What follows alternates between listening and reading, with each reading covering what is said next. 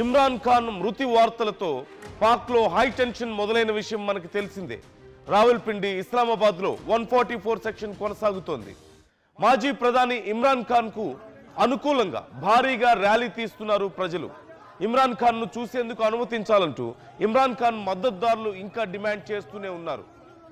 ఆందోళనకారులను పోలీసులు చెదరగొట్టారు. దేశవ్యాప్తంగా బహిరంగ సభలు, ర్యాలీలు నిషేధించారు. అయితే మరోవైపు ఎట్టకేలకు ఇమ్రాన్ ఖాన్ను కలిసేందుకు ఇమ్రాన్ ఖాన్ సోదరికి పాక్ ప్రభుత్వం పర్మిషన్ ఇచ్చింది. ఇమ్రాన్ ఖాన్ని చూపించింది. కానీ ఇమ్రాన్ ఖాన్ విషయంలో తన సోదరి అసంతృప్తి వ్యక్తం చేస్తున్నారు. ఏదో పేరుకి బ్రతికున్నాడే కానీ సాధారణ వ్యక్తిగా లేడు, అతను చిత్రహింసలు పెడుతున్నారు, మానసికంగా చిత్రవధ చేస్తున్నారు ఇమ్రాన్ ఖాన్ని అంటూ బయటకు వచ్చి ఆవేదన వ్యక్తం చేసినటువంటి పరిస్థితి ఉంది. సో అసలు ఇమ్రాన్ ఖాన్ పరిస్థితి ఏంటి, ప్రజెంట్ అతని కండిషన్ ఎలా ఉంది, ఆయన్ని చూసిన తర్వాత వాళ్ళ సోదరి ఏమంటోంది ఒకసారి తన మాటల్లోనే విందాం.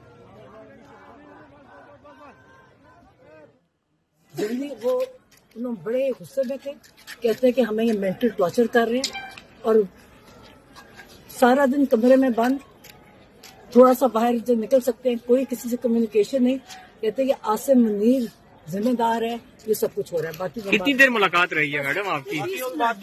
डिटेल में बात। अच्छा, सेहत उनकी ठीक है? अल्हम्दुलिल्लाह सेहत अल्हम्दुलिल्लाह ठीक है, मगर जल्दी वो उन्होंने बड़े गुस्से में थे, कहते हैं कि हमें ये मेंटल टॉर्चर कर रहे हैं और सारा दिन कमरे में बंद, थोड़ा सा बाहर जब निकल सकते हैं, कोई किसी से कम्युनिकेशन नहीं। कहते हैं कि आसिम मुनीर जिम्मेदार है, ये सब कुछ हो रहा है। बाकी कितनी देर मुलाकात रही है मैडम आपकी? डिटेल में बात। अच्छा, మొత్తం మీద ఇమ్రాన్ ఖాన్ని కలవడానికి వాళ్ళ సోదరికి పర్మిషన్ ఇచ్చారు. కానీ అతన్ని మానసికంగా హింసిస్తున్నారు అంటూ వాళ్ళ సోదరి చెప్తోంది. మరోవైపు ఇమ్రాన్ ఖాన్ని చూపించిన తర్వాత కూడా తెహ్రీకే ఇన్సాఫ్ పార్టీ నుంచి కానీ లేదంటే ప్రజల నుంచి కానీ ఎందుకని ఈ నిరసనలు ఆగడం లేదు? ఈ నిరసనలు కేవలం ఇమ్రాన్ ఖాన్ కోసం మాత్రమే కాదా, ఇంకా బలమైన కారణం ఉందా ఈ నిరసనల కోసం అనే ప్రశ్న ఖచ్చితంగా ఇక్కడ వస్తుంది. ఇక్కడ రెండు కారణాలు కనిపిస్తున్నాయి. ఒకటి, ఇమ్రాన్ ఖాన్ ప్రస్తుతానికి బ్రతికే ఉన్నప్పటికీ అతి త్వరలో అతన్ని అడ్డు తొలగించుకోవాలని కొందరు భావిస్తున్నారు. ఎవరు ఆ కొందరు అనే ప్రశ్న వచ్చినప్పుడు ప్రస్తుతం ప్రభుత్వంలో ఉన్నటువంటి షహబాజ్ షరీఫ్ ప్రజల్లో తన నమ్మకాన్ని కోల్పోయారు. ప్రజలకి ఆయన మీద నమ్మకం కోల్పోవడం, మునీర్ని అడ్డు మునీర్ ఏమో షహబాజ్ షరీఫ్ని ఒక ఆట బొమ్మలాగా వాడుకుంటూ ఉండడం, ఇష్టం వచ్చినట్లుగా సైన్యం అక్కడ రాజ్యం ఏలుతూ ఉండడం, ప్రపంచ దేశాల ముందు పరువు పోగొట్టుకుంటుండడం, ఇలా ఈ విషయాలన్నీ చూసిన తర్వాత ప్రజలు ముఖ్యంగా ఆకలితో అలమటిస్తూ ఉండడం, కరువు కాటకాలతో పాకిస్తాన్ ప్రజలు అల్లాడిపోతున్నారు. ఇవన్నీ ఒక ఎత్తు అయితే అక్కడి ప్రభుత్వాలు, అక్కడ రాజకీయ నాయకులు, అక్కడ సైన్యమేమో యుద్ధాలంటూ పరిగెడుతుంది. సో ఇవన్నీ చూసిన తర్వాత ప్రజల్లో విపరీతమైన వ్యతిరేకత వ్యక్తం అవుతుంది. సో నెక్స్ట్ ఇంకెవరున్నారు ఆల్టర్నేటివ్ ఇక్కడ అధికారం చేపట్టడానికి అంటే ఇమ్రాన్ ఖాన్ కనిపిస్తున్నాడు. ఇప్పటికే ఇమ్రాన్ ఖాన్ పార్టీకి కొంత ప్రాధాన్యత పెరుగుతోంది. ఇమ్రాన్ ఖాన్కి మళ్ళీ పాపులారిటీ పెరుగుతున్నట్లుగా తెలుస్తోంది. అవినీతి ఆరోపణలతో ఇమ్రాన్ ఖాన్ని తీసుకెళ్లి జైల్లో వేశారు. ఇలాంటి తరుణంలో ఒకవేళ ప్రజల్లో ఇలాగే వ్యతిరేకత పెరిగితే తాము ఎక్కడ అధికారం కోల్పోతామేమో అన్న భయంతో ఓ పక్క షహబాజ్ షరీఫ్, మరోపక్క ఆసిమ్ మునీర్ ఎక్కడ తమకి ఈ పదవులు పోతాయో, ఎక్కడ తమ పవర్ పోతుందో అన్న భయంతో ఇమ్రాన్ ఖాన్ అంతమొందించాలని ప్లాన్లో ఉన్నట్లుగా తెలుస్తోంది. దానికోసం ఇదంతా ప్లాటింగ్ జరుగుతోంది ఒక రకంగా చెప్పాలంటే.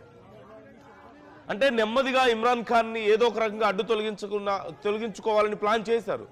మరి ప్రజలు ఎలా రియాక్ట్ అవుతారు అని ఒకసారి చెక్ చేసి చూసినట్లుగా అనిపించింది. సో ప్రజల నుంచి విపరీతమైన వ్యతిరేకత వ్యక్తం అవుతుంది. మరోవైపు అన్ని రోజుల పాటు ఎందుకు ఆందోళన చేయాల్సి వచ్చింది? వెంటనే ఎందుకు చూపించలేదు ఇమ్రాన్ ఖాన్ని? సారీ, ఒక్కసారి అక్కడ ఉన్న సిచ్యువేషన్ చూద్దాం.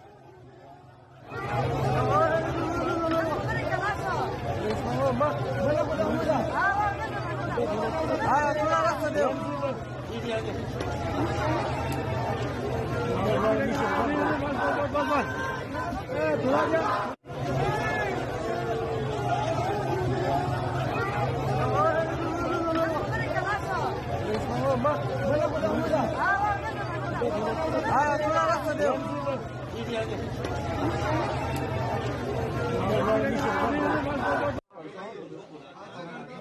देख लें, एयर ब्लू का स्टाफ अपनी सिक्योरिटी के साथ मौजूद। 8 बजे फ़्लाइट का टाइम था, जो इस वक्त 11 बज गए हैं। मुसलसल एक घंटे का बोल करके फ़्लाइट डिले करवाई गई और ये हमारे मुल्क के इदारों का हाल है।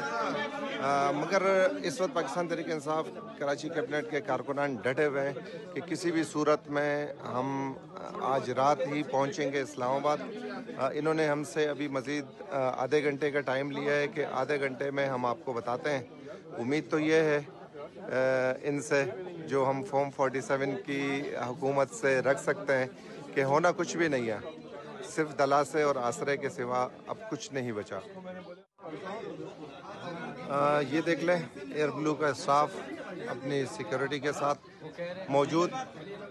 8 बजे फ़्लाइट का टाइम था, जो इस वक्त 11 बज गए हैं। मुसलसल एक घंटे का बोल करके फ़्लाइट डिले करवाई गई।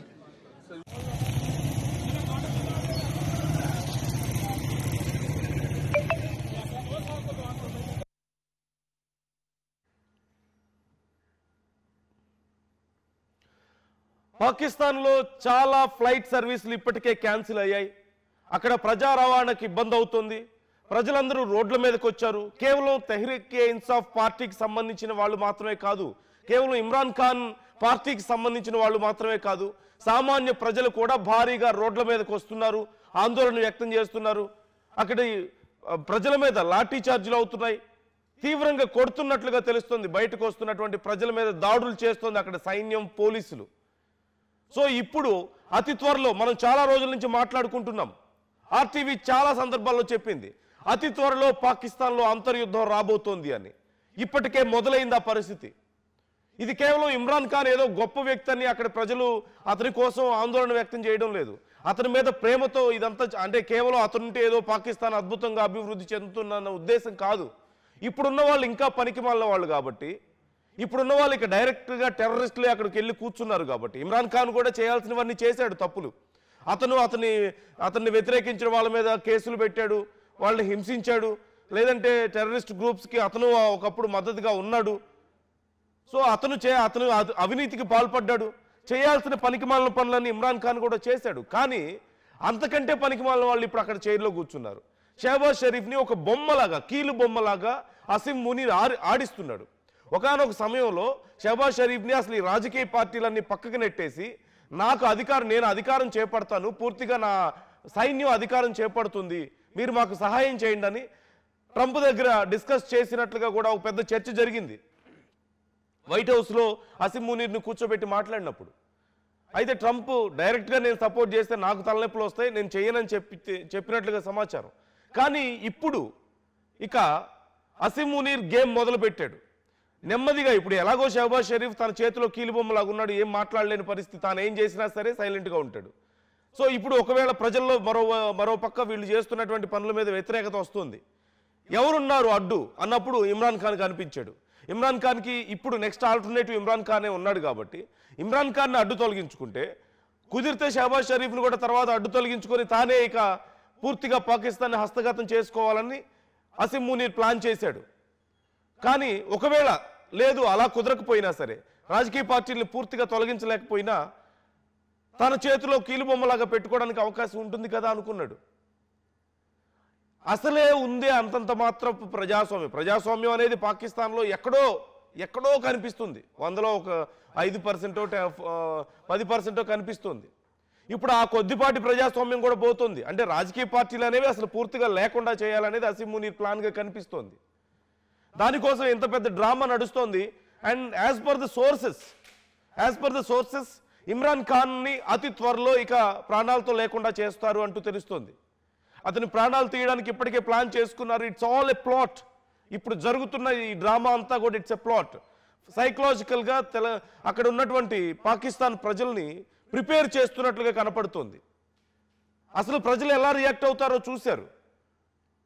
రాజకీయ నాయకులు అనేది లేకుండా చేయాలనేది అసీం మునీర్ ప్లాన్గా కనపడుతుంది. America is deeply observing the situation అని చెప్తున్నారు. But what are they doing? About this. ఇక్కడ అదే తెలియడం లేదు, ఎందుకంటే they both are being very close these days. మరోవైపు ఇస్లామిక్ కంట్రీస్ అన్ని కూడా భయపడుతున్నాయి ఏం జరుగుతుంది పాకిస్తాన్లో అసలు అని. ఇలాంటి పరిస్థితులు చూసి ఇస్లామిక్ కంట్రీస్ భయపడుతున్నాయి, ఎందుకంటే ఇస్లామిక్ కంట్రీస్ అన్ని ఈ మధ్య యునైట్ అవుతున్నటువంటి సిచ్యువేషన్ మనం చూస్తున్నాం కదా. సౌదీతో పాకిస్తాన్కు మంచి సంబంధాలు కుదిరాయి, సౌదీతో కొన్ని అగ్రిమెంట్స్ కూడా చేసుకున్నారు, ఒకరికొకరు మద్దతుగా నిలబడాలని చెప్పేసి వ్యాపారానికి సంబంధించి, లేకపోతే అవసరమైతే యుద్ధం వచ్చి ఎవరి మీద దాడి జరిగితే, ఒకరి మీద దాడి జరిగితే రెండో వాళ్ళ మీద దాడి జరిగినట్టుగా భావించాలి అని కొన్ని బయలెటరల్ అగ్రిమెంట్స్ మనం చూసాం.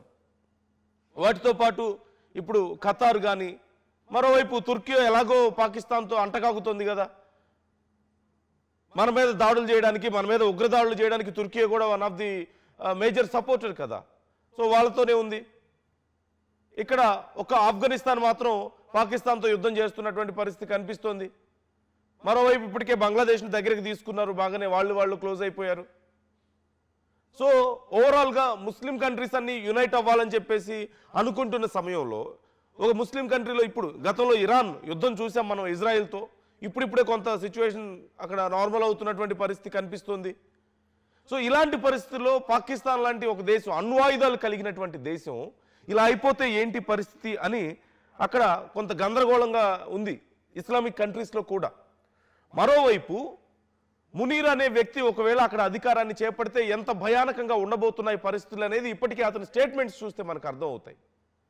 ఎందుకంటే భారతదేశం మీద దాడులు చేస్తామని ఎన్నోసార్లు చెప్పాడు, ఈ మధ్య కూడా అమెరికాలో కూర్చొని మరి మాట్లాడాడు. And there is a clear view that America is supporting Pakistan అనేది మనకి క్లియర్గా అర్థమవుతుంది. ఎందుకు అంటే గతంలో డైరెక్ట్గా కూర్చొని అమెరికా గడ్డ మీద కూర్చొని మరి భారతదేశం మీద అణుబాంబులు వేస్తామని చెప్పినా, లేదంటే సగం ప్రపంచాన్ని నాశనం చేస్తామని చెప్పినా సరే అమెరికా ఒక్క మాట మాట్లాడదా, ఒక ఉగ్రవాది వాళ్ళ దేశంలో కూర్చొని వాళ్ళ గడ్డ మీద కూర్చొని ప్రపంచ దేశాలను నాశనం చేస్తామంటే అమెరికా ఒక మాట మాట్లాడదు. అసలు ఒక ఉగ్రవాదిని వైట్ హౌస్లోకి తీసుకెళ్లి రాజమర్యాదలు చేసినప్పుడే అక్కడ విలువ కోల్పోయింది వైట్ హౌస్. మరోపక్క ఇవన్నీ ఒక ఎత్తు అయితే ఎందుకు సిచ్యువేషన్స్ చాలా క్రిటికల్గా అవుతున్నాయి అనడానికి మరొక కీలకమైనటువంటి విషయం ఏంటి, ఇలాన్ మస్క్ చేసినటువంటి కామెంట్స్. ఇలాన్ మస్క్ కామెంట్స్ మీరు నిన్న కూడా ఆర్టీవీ ఈ విషయాన్ని మీకు చెప్పింది. ఇలాన్ మస్క్ ఒక రాబోతున్న 5 లేదంటే 10 ఏళ్ల లోపు అణుయుద్ధం రాబోతోంది అంటున్నారు.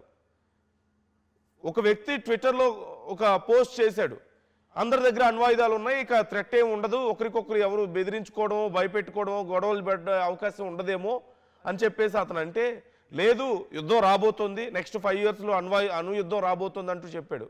లేదంటే మ్యాక్సిమం ఒక 10 ఇయర్స్, ఇట్స్ ఇన్ఎవిటబుల్ అంటూ ఇలాన్ మస్క్ చెప్పాడు. He used this word, it's inevitable, nuclear war is inevitable అంటున్నారు. అంటే ఖచ్చితంగా వచ్చి తీరుతుంది, ఒక తప్పనిసరి పరిస్థితి యుద్ధం అనేది అని ఆయన చెప్తున్నారు. అది కూడా అణుయుద్ధం. ఇలాంటి అసిమ్ మునీర్ లాంటి వాళ్ళు ఇలా వికృత చేష్టలు చేస్తూ దేశాలని హస్తగతం చేసుకోవాలని ప్రయత్నిస్తే అణుయుద్ధాలు రాక ఏమవుతాయి? ఒక్కసారి ఇమాజిన్ చేసుకోండి, పాకిస్తాన్లో పార్టీలు అనేవి లేకుండా కనుచూపు మేరలో ఎక్కడో కనిపిస్తున్న కొద్దిపాటి ప్రజాస్వామ్యం అనేది కూడా లేకుండా పోతే, ప్రజాస్వామ్యం అని మాట్లాడడం కొంచెం కష్టంగా ఉంది పాకిస్తాన్ విషయంలో, హాస్యాస్పదంగా ఉంది. కానీ అట్లీస్ట్ రాజకీయ పార్టీలు ఎగ్జిస్టెన్స్లో ఉన్నాయి, అధికార ప్రతిపక్ష పార్టీలు అనేవి ఎగ్జిస్టెన్స్లో ఉన్నాయి కాబట్టి కొన ఊపిరితో అయినా ఆ మాట వాడుతున్నాను నేను. బట్ ఆ కొన ఊపిరి కూడా పోతే, అసిమ్ మునీర్ ప్లాన్ పూర్తిగా సక్సెస్ అయితే వాట్ నెక్స్ట్? ఖచ్చితంగా అతను చేసే మొట్టమొదటి పని భారతదేశం మీద దాడి చేయడమే, అణుబాంబులు వేయడమే. మా దగ్గర అణుశక్తి ఉందని చెప్తున్నాడు కదా గొప్పగా. That is what he is going to do. So ఓవరాల్గా సిచ్యువేషన్ చాలా సీరియస్గా ఉంది.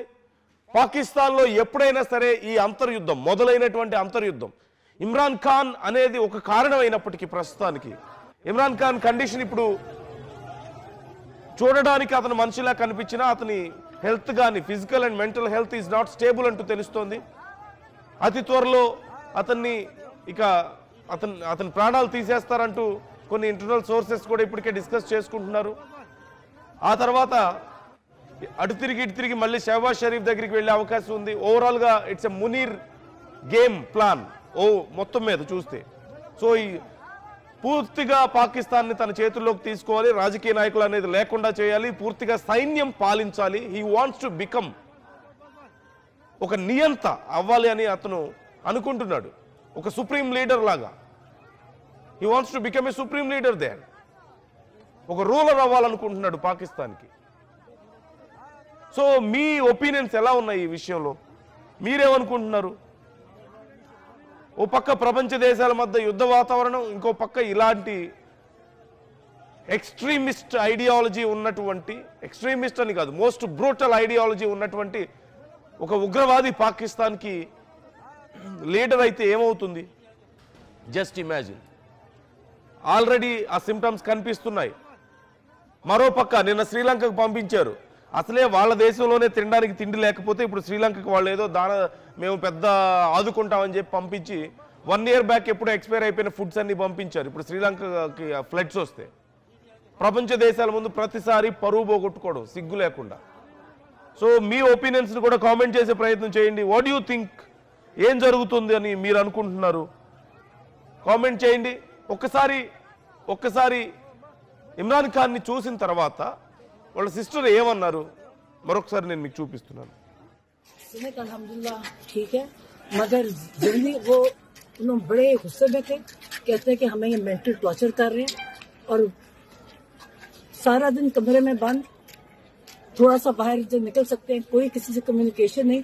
कहते हैं कि आसिम मुनीर जिम्मेदार है, ये सब कुछ हो रहा है. అసలైన తొలి వెలుగు.